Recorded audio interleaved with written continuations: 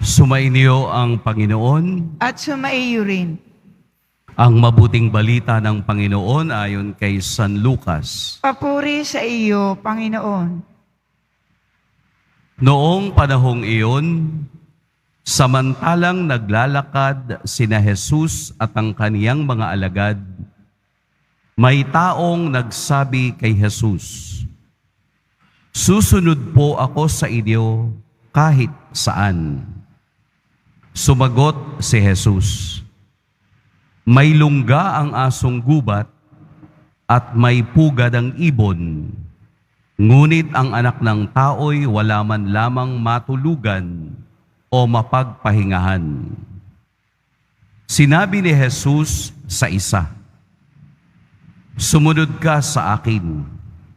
Ngunit sumagot ang tao, "Panginoon, hayaan po muna ninyo akong umuwi upang ipalibing ang aking ama." Sinabi ni Jesus sa kaniya, "Ipaubaya mo na sa mga patay ang paglilibing ng kanilang mga patay.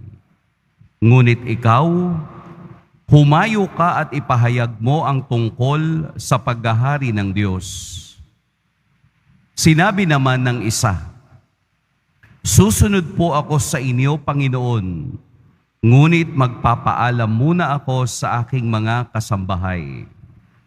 Sinabi ni Jesus sa kaniya, "Ang sino mang nag-aararo at palaging lumilingon ay hindi karapat-dapat sa paghahari ng Diyos."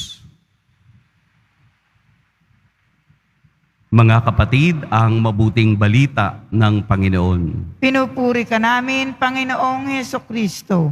Magsiupo po ang lahat. Magandang umaga po sa lahat. Mayroon pong tatlong klase ng tao sa ebanghelyo na ating napakinggan. Yung isa, sa kanya mismo nang galing nang makita niya si Jesus. Siguro, para siyang nainggit sa mga alagad na sumusunod sa kanya. Kaya nang makita niyang maraming sumusunod kay Jesus, siya ay parang nag-volunteer. "Susunod po ako sa inyo kahit saan kayo pumunta, kahit saan." Pero hindi ang sagot ni Jesus ay, "Sige, sige." Hindi. Dahil alam niya ang kalooban ng taong ito. Na siya ay nagmamagaling lang para marinig ng iba na susunod ako sa taong ito. Kaya sinabi ni Jesus, "Susunod ka sa akin, wala nga akong bahay. Wala nga akong matulugan. Wala akong mapagpahingahan." Buti pa yung mga ibon. Buti pa yung mga may lungga, no? Sa kagubatan, may uuwian. Pero ako, wala. Susunod ka sa akin? Paano? Ayan yung mga challenges na sinabi ni Jesus sa unang tao. Sa ikalawang tao, si Jesus naman ang tumawag. "Sumunod ka sa akin." Kabaliktaran nung una. Yung unang tao, doon nagsimula sa tao. Ikalawa, tinawag ni Jesus, "Sumunod ka sa akin." Pero meron siyang dahilan. "Uuwi po muna ako at ipalilibing ko ang aking ama."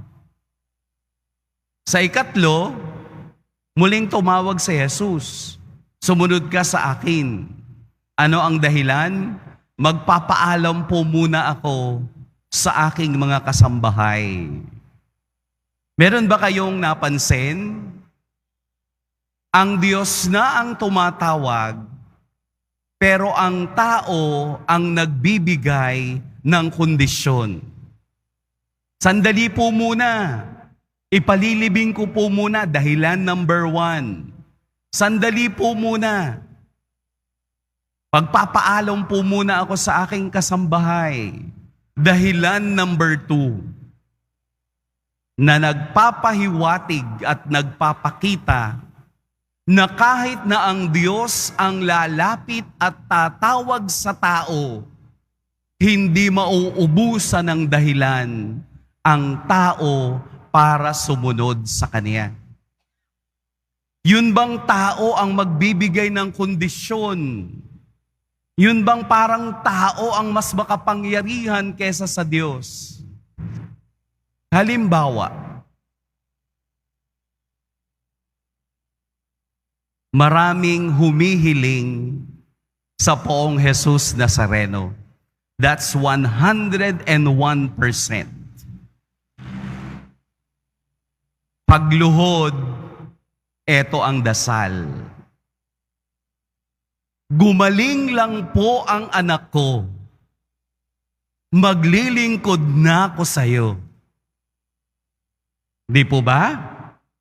Gumaling lang po ang anak ko, Poong Jesus Nazareno. Maglilingkod na ako sa iyo. Yung tao yung nagbigay ng kondisyon. Pagalingin mo muna ang anak ko, then tsaka ako maglilingkod. Di ba maraming ganon? Makapag-abroad lang po ako, maglilingkod po ako. Kondisyon number 2. Magkaayos lang kami ng asawa ko, maglilingkod na po kaming dalawa. Kondisyon number 3. Magkatrabaho lang ako. Ang dami nating kondisyon sa Diyos. Nangangahulugan na sa Ebanghelyo, kapareho tayo ng mga taong ito na tinatawag na niya pero nagbibigay pa ng kondisyon. Kaya ang biyaya na dapat ay aagos sa taong bukas sa kondisyon ng Diyos, nawawala dahil tayo ang nagbibigay ng kondisyon. Ito ang mensahe ng Ebanghelyo. Kapag tayo'y susunod sa Diyos, susunod tayo kahit sa gitna ng kawalan, kahit sa gitna ng pighati, kahit na anong kondisyon ng buhay, masaya o malungkot, susunod ako sa Diyos. Dahil kailangan natin ng Diyos kesa sa kailangan niya tayo. Tayo ang nangangailangan sa Kanya. Kaya may isang tao na literal na sinundan ang Diyos hanggang sa kamatayan. Si San Francisco ng Assisi. Literally, sinundan niya ang Diyos. Paano? Dahil sa siya ay mayaman, nag-iisang anak ng businessman. Ipinamagay niya yung yaman na hindi niya pag-aari. Kaya nagdemanda yung kaniyang tatay at dinala siya sa arsobispo. Nababaliw na tong aking anak. Ipinamigay ang aking mga kayamanan.